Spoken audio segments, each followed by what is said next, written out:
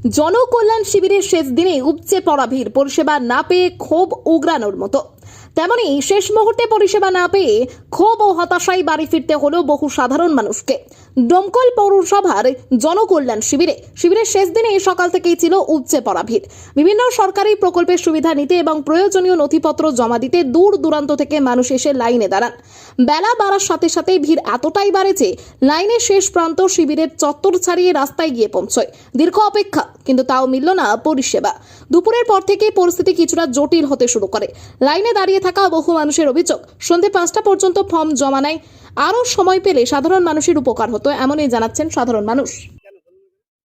Link নাই, তার কি নাই এইসব বলছে। এটা আজকে তো শেষ হ্যাঁ হ্যাঁ হ্যাঁ, মানে লিংক না থাকার কারণে এখন সে অফিসার জানে লিঙ্ক না থাকার জন্য কি এখন ইচ্ছা করে 5টা বেজে গেছে তাই বন্ধ করে দিল।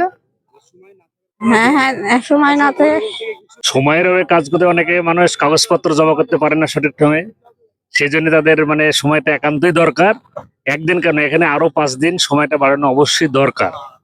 মানে সাধারণ মানুষ যারা খেটে খাওয়া মানুষ, কাগজপত্র সবসময় ঠিকঠাক থাকে না, এবং দেখা যায় এখানকার কাগজটা ওখানে হয়তো দেখা যায় নামের ভুল থাকে, হয়তো সেটা কারেকশন করেই আসে। সেজন্য একদিন কেন, আরো 5টা দিন বাড়িয়ে দিলে সাধারণ মানুষ যাতে উপকৃত হয়, এটাই আমাদের কথা।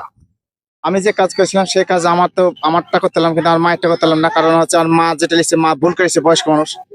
এবার দেখা যাচ্ছে আধার কার্ড লিখছে, ভোটার কার্ড লিখছে, সব ছবিটা তোলা হচ্ছে না। এবার এখানে মানুষের চাপের মধ্যে ভোটার কার্ড করছে, সবকিছু করতেছে না মানুষ। কি কানতে কানতে বাড়ি চলে যেতে হলো। আজকে হলো না, আজকে লাস্ট দিন, করতে পারলাম না। তো সময়টা আমরা সকল আরো আগাতে যদি বাড়ি দেওয়া হোক, মানুষ আমাদের প্রথমে বুঝতে আমাদের ভুল হয়েছিল, এটা যে কি কি কাজ হবে সেটা আমরা তো বুঝতে পারিনি খো।